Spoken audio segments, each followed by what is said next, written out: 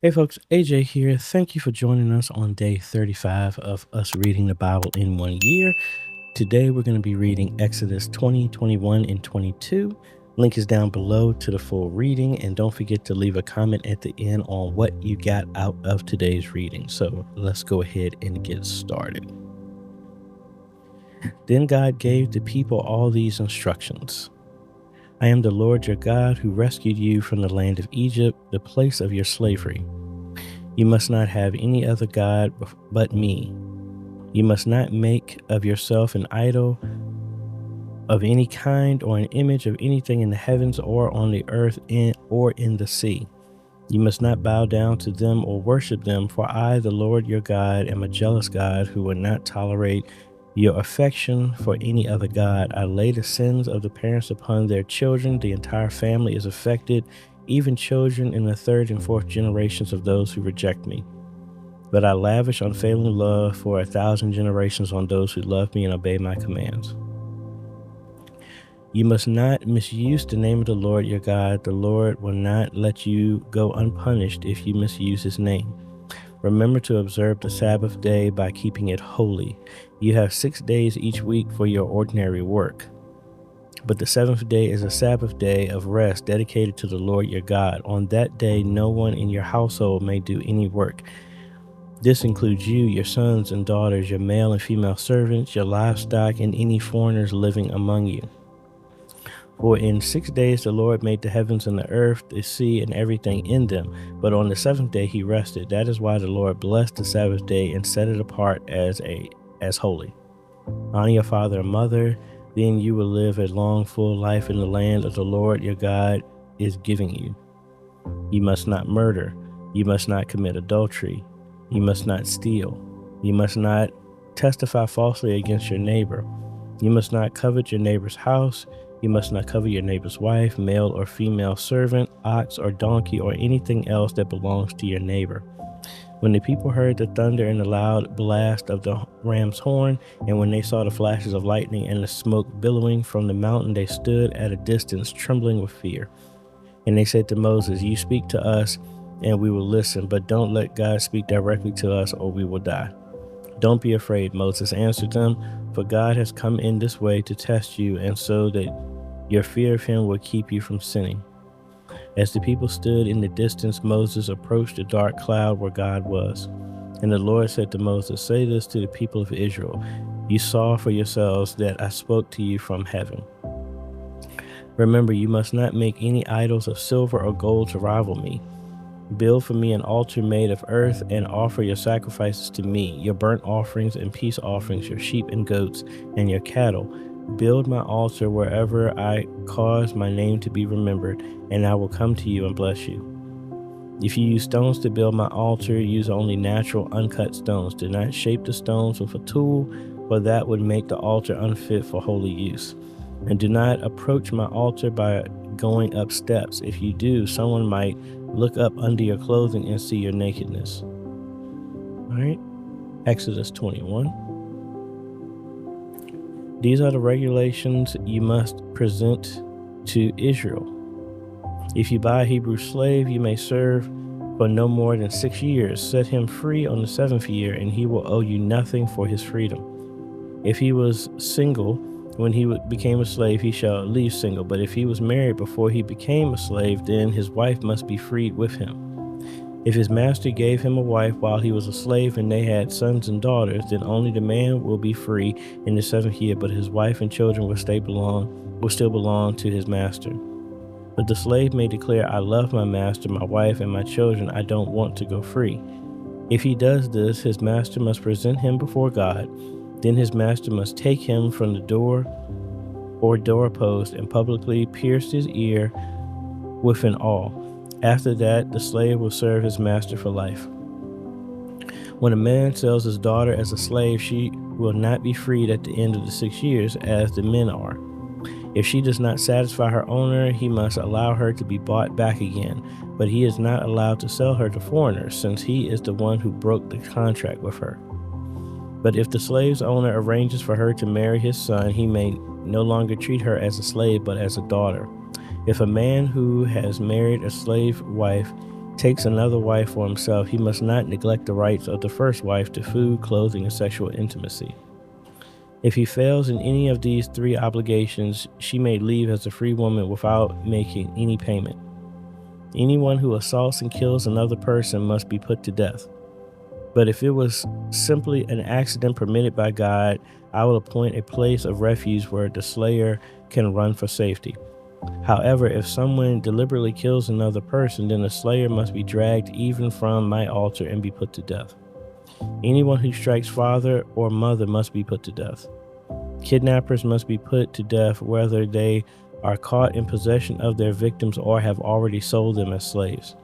Anyone who dishonors father or mother must be put to death. Now suppose two men quarrel and one hits the other with a stone or fist, and the injured person does not die but is confined to bed. If he is later able to walk outside again, even with a crutch, the assailant will not be punished but must compensate his victim for lost wages and provide for his full recovery. If a man beats his male or female slave with a club and the slave dies as a result, the owner must be punished. But if the slave recovers within a day or two, then the owner shall not be punished, since the slave is his property. Now suppose two men are fighting, and in the process they accidentally strike a pregnant woman, so she gives birth prematurely. If no further injury results, the man who struck the woman must pay the amount of compensation the woman's husband demands and the judges approve. But if there is further injury, the punishment must match the injury, a life for a life, an eye for an eye, a tooth for a tooth, a hand for a hand, a foot for a foot, a burn for a burn, a wound for a wound, a bruise for a bruise. If a man hits his male or female slave in the eye and the eye is blinded, he must let the slave go free to compensate for the eye. If a man knocks out the tooth of his male or female slave, he must let the slave go free to compensate for the tooth.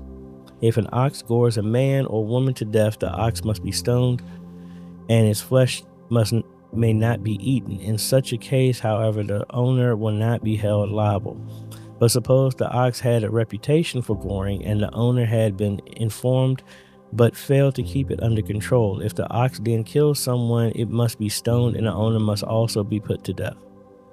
However, the dead person's relatives may accept payment to compensate for the loss of the life. The owner of the ox may redeem his life by paying whatever is demanded. The same regulation applies if the ox gores a boy or a girl. But if the ox gores a slave, either male or female, the animal's owner must pay the slave's owner 30 silver coins, and the ox must be stoned. Suppose someone digs or uncovers a pit and fails to cover it, and then an ox or a donkey falls into it.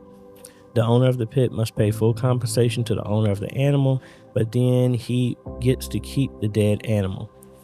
If someone's ox injures a neighbor's ox and the injured ox dies, then the two owners must sell the live ox and divide the price equally between them. They must also divide the dead animal.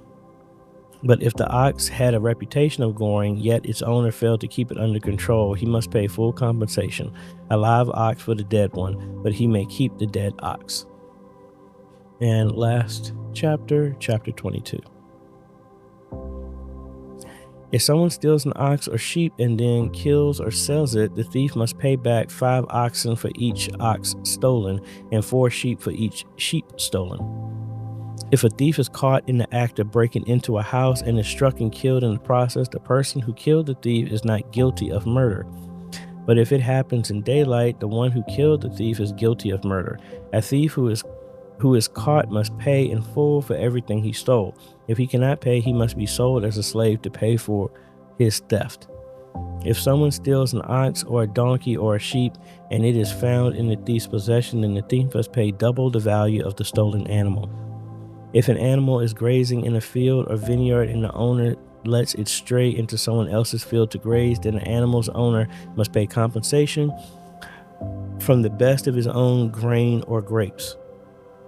If you are burning thorn bushes and the fire gets out of control and spreads into another person's field, destroying the sheaves or the uncut grain or the whole crop, the one who started the fire must pay for the lost crop.